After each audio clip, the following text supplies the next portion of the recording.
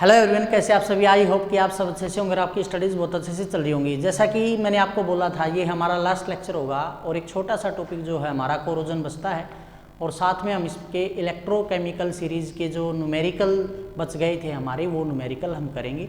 Lecture हमारा छोटा सा रहने वाला। सबसे पहले तो कोरोजन क्या होता है भाई? Process of slow eating away of metal.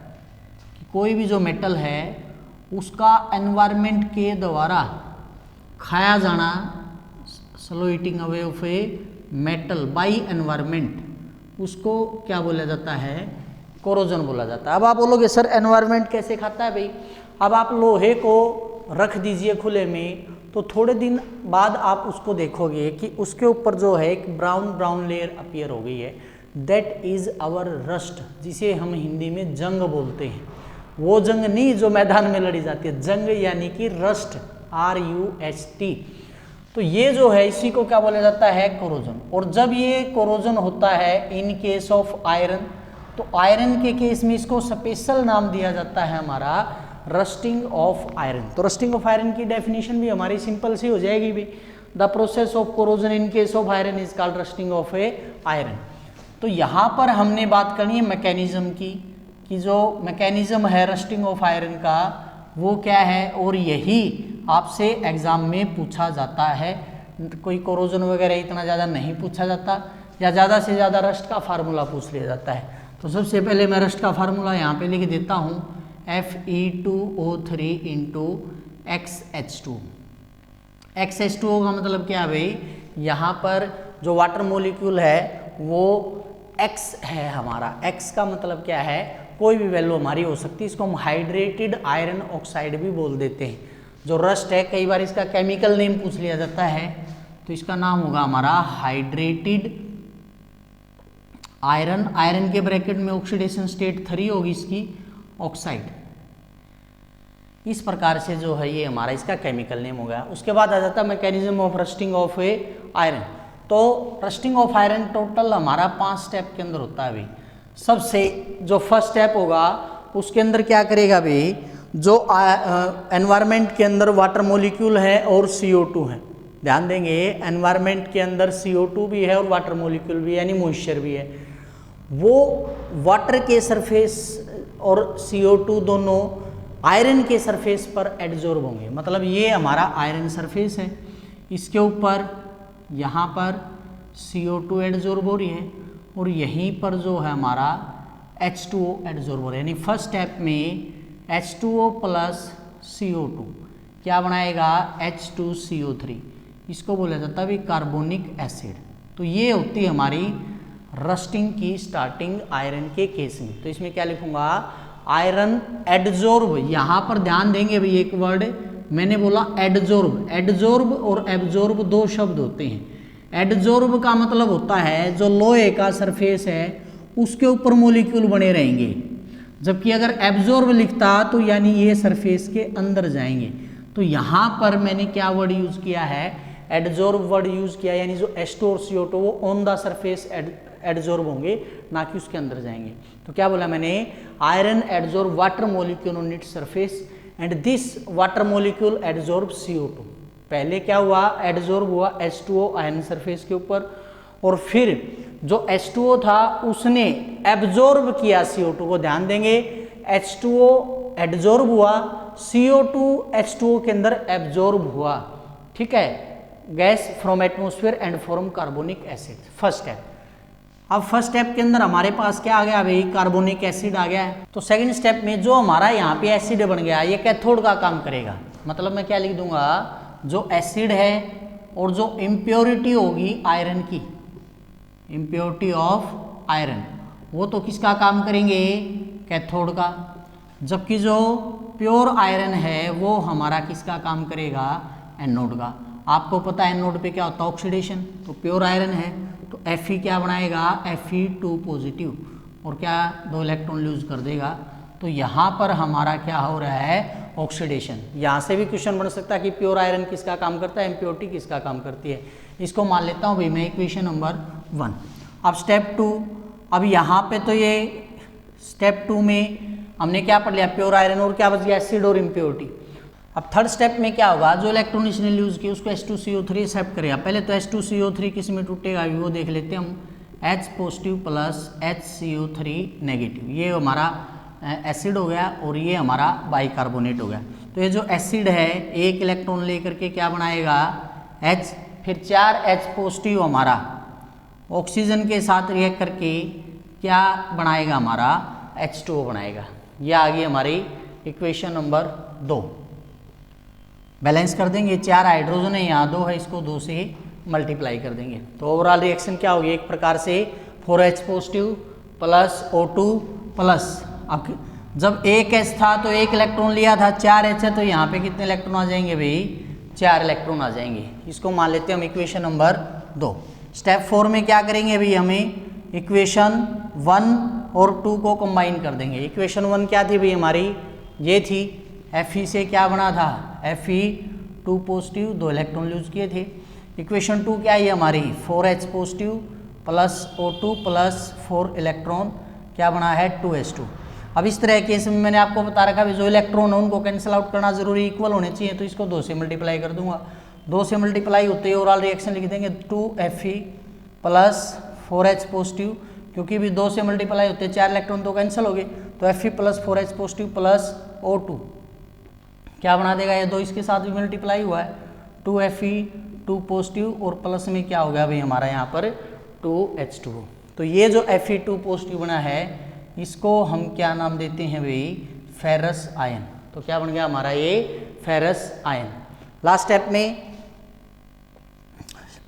Step 5 में क्या होगा, जो फेरस आयन है वो फर्दर ऑक्सीडाइज होगा एटमॉस्फेरिक ऑक्सीजन और वाटर के द्वारा, यानी Fe2 पॉजिटिव रिएक्ट करेगा O2 और H2O के साथ और क्या बना देगा Fe2O3 और प्लस में निकल जाएगा हमारा 8H पॉजिटिव। बैलेंस कर देंगे, 8 है यहाँ पे 4 से गुणा हो जाएगा। आई थिंक और कुछ रह गया हो तो देख लेते हैं। आयरन 4 यहाँ 2 से कर दो, 4 से क्यों करा भाई, क्योंकि ऑक्सीजन अगर आप देखोगे तो टोटल कितनी है 4 और 2 6 हैं, तो 2 से गुणा करेंगे तो 3 और 3 दूनी 6 ऑक्सीजन होगी, तो आयरन वहाँ 4 हो गया इसलिए इसको 4 से गुणा कर दिया। और ये जो Fe2O3 बना है ये X वाटर मोलिक्यूल को एक्सेप्ट करेगा और क्या बना देगा हमारा Fe2O3 इंटू XH2। याद रखेंगे वाटर मोलिक्यूल एटमॉस्फेयर से आए हैं और यही हमारा फार्मूला था किसका, रस्ट का। तो इस प्रकार से भी हमने इसको जंग लगा दिया है। इसके बाद कई बार क्वेश्चन पूछ लिया जाता है कि जो एक प्रकार से भी गोल्ड है, सिल्वर है या प्लेटिनम है वो इतने ज़्यादा महंगे क्यों होते हैं, तो उसका कारण यही है भी उनको रस्ट नहीं लगता है। और ऐसी मेटल्स को एक्सपेंसिव इसीलिए माना जाता है क्योंकि उनकी लाइफ बहुत लंबी है, जंग उसको लगना नहीं है, ज़्यादा टाइम के लिए स्टोर है।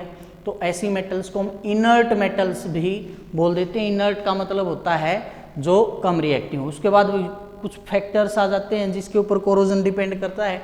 छठी क्लास में हमने फैक्टर्स पढ़ रखे, नाम मैं बता देता हूँ। सबसे पहला जो फैक्टर है presence of impurity in the metal, यानी जितनी ज़्यादा इम्प्योरिटी होगी उतनी जल्दी जंग लगेगा। आपने रेलवे लाइन से देखी होंगी, सारा साल 12 मास 2400 घंटे पूरा सप्ताह या जब से वो बनी है तब से बाहर ही है, लेकिन आपने उसके ऊपर देखा होगा भाई जंग नहीं है। कारण क्या है, वो रोट आयरन से बना, वो प्योरेस्ट फॉर्म ऑफ आयरन है। तो जितनी ज़्यादा इम्प्योरिटी होगी उतनी जल्दी क्या लगेगा, उसको जंग लगेगा। दूसरा, अगर कोई मेटल ऐसी जगह है जहाँ पर मॉइस्चर बहुत ज़्यादा है या और दूसरी गैसेज CO2 या SO2 बहुत ज़्यादा है तो बहुत जल्दी उसको एब्जॉर्ब करती है और उसको बहुत जल्दी क्या लग जाता है, जंग लग जाता है। ठीक है। उसके बाद आ जाता है हमारा मेथड ऑफ प्रिवेंशन कि भाई जंग लगने से कैसे रोका जाए। मेथड्स ऑफ प्रिवेंशन, सबसे पहला जो मेथड है आपने पढ़ रखा है भी बैरियर प्रोटेक्शन। बैरियर का मतलब क्या होता है बेटा, बाधा। यानी आप क्या करो, जो लोहे का सरफेस है ना उसको पेंट कर दो या उसके ऊपर कोई ऑयल की लेयर लगा दो या उसके ऊपर ग्रीस लगा दो। इससे क्या होगा, जो एटमॉस्फेरिक एयर और वाटर है उसके कांटेक्ट में नहीं आएगा, और कांटेक्ट में नहीं आएगा तो उसको क्या नहीं लगेगा, जंगे नहीं लगेगा। दूसरा जो होता है भी हमारा sacrificial protection. Sacrificial protection, sacrifice का मतलब आपको पता है भाई, त्याग या बलिदान, लोहे की जो हमारी परत है उसके ऊपर ऐसी मेटल की परत चढ़ा दो जो ज़्यादा रिएक्टिव हो, यानी जब जंग लगेगा तो ज़्यादा रिएक्टिव को जल्दी लगेगा, वो अपना क्या कर देगी, सेक्रीफाइस कर देगी, त्याग कर देगी। इसी को क्या बोला जाता है, सेक्रीफिशियल प्रोटेक्शन। और इस केस में जो है इस प्रोसेस को गैल्वेनाइजेशन बोलते हैं, कि जब उस मेटल की परत उसके ऊपर चढ़ाई जाती है ना ज़्यादा रिएक्टिव मेटल की, तो उस प्रोसेस को क्या बोला जाता है, हमारा गैल्वेनाइजेशन बोला जाता है। थर्ड आता है हमारा इलेक्ट्रिकल प्रोटेक्शन। क्या आता है, इलेक्ट्रिकल प्रोटेक्शन। बेसिकली ये जो मेथड यूज़ किया जाता है, जो अंडरग्राउंड वाटर पाइपलाइन होती हैं उनको कोरोजन से बचाने के लिए किया जाता है। क्या किया जाता है, जो वाटर पाइपलाइन धरती के अंदर से बिछाई जा रही है उसको किसी वायर के थ्रू मोर रिएक्टिव मेटल से कनेक्ट कर दिया जाता है। तो जब भी ये प्रोसेस होगा, आयरन जनरेट होंगे, इलेक्ट्रॉन जनरेट होंगे, वो इस वायर के थ्रू इसको कोरोड कर देंगे, इसको जंग लग जाएगा और जो हमारी वाटर पाइपलाइन है वो क्या हो जाएगी, सेफ हो जाएगी। और फोर्थ है हमारा, कुछ एंटी रस्ट सॉल्यूशन भी आते हैं, use of anti rust solution. अब नाम से ही पता चला अभी एंटी रस्ट, यानी कि जो किसको रोकते हैं, जंग को रोकेंगे। वो क्या करेंगे, जो H पॉजिटिव आया है ना उसको न्यूट्रलाइज कर देंगे, होने ही नहीं देंगे। ठीक है, तो ये था हमारा कोरोजन। इसके बाद देख लेते हैं हम हमारे न्यूमेरिकल जो इलेक्ट्रोकेमिकल सीरीज के ऊपर है। तो फर्स्ट न्यूमेरिकल देख लेते हैं भाई, आपको क्या निकालना है, EMF निकालना है। रिएक्शन दे रखी है भाई, जिंक प्लस 2Ag पॉजिटिव बनाता है जिंक 2 पॉजिटिव प्लस 2Ag। जो E0 वैल्यू है भाई आपको जिंक और जिंक 2 पॉजिटिव की दे रखी है, वो है हमारी 0.76 वोल्ट। और जो हमारा सिल्वर है Ag पॉजिटिव, वो है हमारी माइनस का 0.80 वोल्ट। तो आपको क्या निकालना है, E0 सेल या E0 सेल EMF निकालना है। E0 सेल का क्या फार्मूला था हमारा, E0 of cathode minus E0 of anode. अब जिसको इलेक्ट्रोकेमिकल सीरीज याद है, मैंने उसमें आपको एक बात बताई थी, जिसका जितना ज़्यादा पोटेंशियल नेगेटिव में है वो उतना ही ज़्यादा रिएक्टिव होगा। रिएक्टिव होगा का मतलब क्या है, उतनी ही जल्दी क्या करेगा, इलेक्ट्रॉन लूज करेगा। लूज करेगा तो मतलब किसकी तरह करेगा, एनोड की तरह करेगा, यानी ऑक्सीडेशन होगा। तो इन दोनों में आपको ये प्लस में दिखाई दे रहा है और ये माइनस में दे रहा है, इसका कम रिडक्शन मतलब ये किसका काम करेगा, एनोड का काम करेगा। तो E0 कैथोड हमारा 0.76 वोल्ट होगा, माइनस का 0.80 वोल्ट, माइनस माइनस प्लस हो गया। तो इसकी जो वैल्यू आई वो कितनी आ गई हमारी, 1.56 वोल्ट आ गई। तो आई थिंक आपको ये अच्छे से समझ में आ गया होगा। एक और न्यूमेरिकल देख लेते हैं भाई, सेकंड वाला। अब की बार उसने सेल की रिप्रेजेंटेशन दे रखी है सीधी, ZnSO4 और double vertical line CuSO4 Cu, ऐसे सेल की रिप्रेजेंटेशन दे रखी है।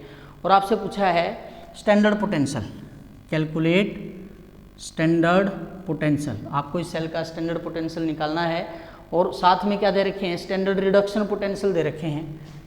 And if standard reduction potential are, तो स्टैंडर्ड रिडक्शन पोटेंशियल क्या क्या दे रखे हैं भाई, जिंक के कॉपर 2 पॉजिटिव से कॉपर गया है और जिंक 2 पॉजिटिव से जिंक गया है।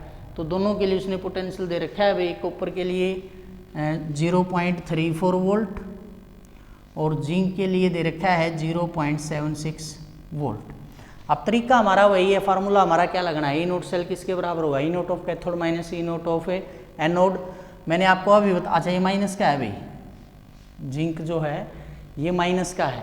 अब यहाँ पर कुछ बच्चों को एक क्वेश्चन हो सकता है, सर यहाँ ऊपर तो जो पोटेंशियल था जिंक का प्लस था और यहाँ जो पोटेंशियल है वो माइनस है। तो ध्यान देंगे यहाँ पर ऑक्सीडेशन पोटेंशियल दिया था, अभी जिंक से जिंक 2 पॉजिटिव गया था, जबकि यहाँ पे 2 पॉजिटिव से जिंक गया, यानी रिडक्शन आया है। तो साइन उल्टा हो गया हमारा, इस वजह से जो है यहाँ पर जो है इसका जो वैल्यू है वो माइनस में है। अब मैंने अभी बताया था अभी आपको, जिसकी जितनी ज़्यादा वैल्यू माइनस में उतना ज़्यादा रिएक्टिव होगा। तो किसका काम करेगा, एनोड का काम करेगा। तो फार्मूला हमारा क्या है, E0 सेल बराबर है E0 of cathode minus E0 of anode. अब कैथोड क्या है हमारा, ये है 0.34 वोल्ट, एनोड क्या हमारा ये है, तो माइनस में माइनस का 0.76 वोल्ट, इसका सम कर देंगे हम तो 460,731.1, तो इसका जो ई नोट वैल्यू है वो कितनी है 1.1 वोल्ट है। क्लियर है। इसके अलावा और न्यूमेरिकल देख लेते हैं अभी आगे। प्रैक्टिस आपको अच्छे से करनी है, एक ही बात याद रखनी है, जो पोटेंशियल आपको दिया है वो कैसा है, उसमें आप वैल्यू देखिए, जो जितना ज़्यादा नेगेटिव में है वो उतना ही ज़्यादा रिएक्टिव होगा, जितना ज़्यादा रिएक्टिव होगा इलेक्ट्रॉन लूज करेगा, और लूज करेगा तो किसकी तरह एक्ट करेगा, एनोड की तरह एक्ट करेगा। ठीक है। नेक्स्ट न्यूमेरिकल हम देख लेते हैं। कोई सेल था, उसको प्रिपेयर किया गया कॉपर रोड को डीप करके, कॉपर रोड को डीप किया गया कितने सॉल्यूशन के अंदर, 1 मोलर कॉपर सल्फेट सॉल्यूशन के अंदर। ठीक है। फिर एक निकल रोड थी भाई, उसके बाद एक निकल रोड थी, उस निकल रोड को भी डीप किया गया 1 मोलर निकल सल्फेट के अंदर। ये तो हमने पढ़ा था भाई, जो रोड होती थी उसी के साल्ट में हम उसको डालते थे, बेसिक में हम पढ़ चुके हैं। ठीक है। साथ में क्या दे दिया, निकल का स्टैंडर्ड इलेक्ट्रोड पोटेंशियल और कॉपर का स्टैंडर्ड इलेक्ट्रोड पोटेंशियल। देखो कॉपर और जिंक तो आप वैसे याद ही कर लो, लगभग प्लस 0.34 वोल्ट तो कॉपर का होता है और माइनस 0.76 वोल्ट जो है अपना जिंक का होता है। तो निकल का जो पोटेंशियल इसने दिया है वो है माइनस का 0.25 वोल्ट, और कॉपर का मैंने आपको बता दिया भाई प्लस का 0.34 वोल्ट। तो इसने कुछ पार्ट्स पूछे इसके, what will be the cell reaction. सबसे पहला इसने क्या पूछ लिया कि सेल रिएक्शन कैसे होगी, आपको क्या बतानी है, सेल रिएक्शन। अब एक चीज़ देखिए, इसमें मैंने आपको अभी बताया था, जिसकी ज़्यादा वैल्यू माइनस में वो उतना ही ज़्यादा क्या होगा, रिएक्टिव होगा तो इलेक्ट्रॉन लूज करेगा। यानी मैं रिएक्शन को कैसे लिखूंगा, निकल प्लस कॉपर सल्फेट, निकल ज़्यादा रिएक्टिव है तो यहाँ से इसको रिप्लेस कर देगा, क्या बनाएगा NiSO4 प्लस में Cu। तो ये क्या होगी इसकी सेल रिएक्शन। इसको मैं ऐसे भी लिख सकता हूँ भाई, जरूरी नहीं आप CuSO4 लिखो, आप ऐसे भी लिख सकते हो। इसको आयनिक फॉर्म में हमें पता है कॉपर के ऊपर चार्ज +2 है, कैसे आया, कॉपर को x माना, सल्फेट पे चार्ज हमारा -2 बराबर है 0, -2 उस तरफ जाके प्लस का 2 हो गया। यहाँ पे सेम निकल को x माना, सल्फेट पे वही -2 बराबर है 0, -2 उस तरफ जाके प्लस का 2, तो क्या बना, निकल 2 पॉजिटिव प्लस कॉपर। तो ये हमारा क्या हो गया, रिएक्शन हो गया। अब ऐसे भी तो हो सकता था, ऐसे भी तो मैं लिख सकता था, कॉपर रिप्लेस कर दे किसको, NiSO4 को, क्या बना दे CuSO4 प्लस Ni। लेकिन ऐसा होगा नहीं, क्योंकि कॉपर का पोटेंशियल किस में, प्लस में है, ये क्या है, लेस रिएक्टिव है। ठीक है। तो उस केस में ये रिएक्शन पॉसिबल नहीं होगी, ये रिएक्शन पॉसिबल होगी। तो फर्स्ट का आंसर हमारा क्या आ गया, जो निकल है वो कॉपर सल्फेट के साथ क्या बनाएगा, NiSO4 प्लस में Cu। ठीक है। उसके बाद अब निकल यहाँ से क्या गया है, 0 से +2 गया है, निकल यहाँ पे 0 था, 0 से कितना गया है, +2 गया है, यानी क्या गया है, ऑक्सीडेशन गया है। तो ऑक्सीडेशन पोटेंशियल की वैल्यू है इसकी माइनस का 0.25, हमें क्या चाहिए, रिडक्शन पोटेंशियल। तो इसके साइन को हमने क्या करना पड़ेगा, चेंज करना पड़ेगा। तो वही फार्मूला, ई सेल बराबर है E naught cell minus E naught cell बराबर है E naught of cathode minus E naught of anode.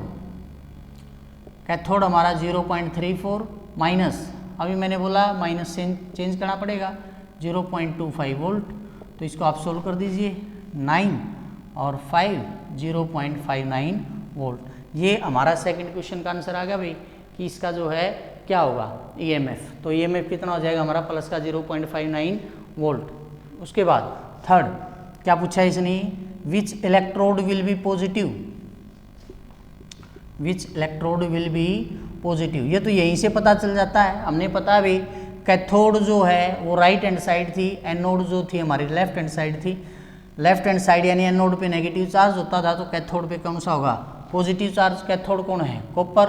तो इसका आंसर क्या हो गया हमारा, कॉपर। ठीक है। फिर थर्ड, इस सेल को कैसे रिप्रेजेंट किया जाएगा, तो सेल को तो हमने पहले भी लिख लिया था, nickel sulphate, double vertical line, copper sulphate, copper. तो इस प्रकार से जो आप इसके चारों पार्ट्स को जो है आसानी से सोल्व कर सकते हो जाएगा। कोई डाउट किसी को? तो इसके अलावा और भी बहुत सारे न्यूमेरिकल्स आपको बुक के अंदर मिल जाएंगे, पीडीएफ के अंदर भी मिल जाएंगे, वहाँ से पढ़िए। फिर भी अगर कोई प्रॉब्लम आती है तो कमेंट करके पूछिए। तो यहाँ पर आपकी ख़त्म होती है इलेक्ट्रोकेमिस्ट्री। बहुत अच्छा रहा है ये 4 या 5 दिन का सफ़र जो हमने इलेक्ट्रोकेमिस्ट्री को ख़त्म कर दिया है। तो मिलते हैं आपसे कल क्लास में। आज के लेक्चर के अंदर इतना ही। तब तक पढ़ते रहिए, बढ़ते रहिए और जुड़े रहिए अपनी स्टडी के साथ। Thank you.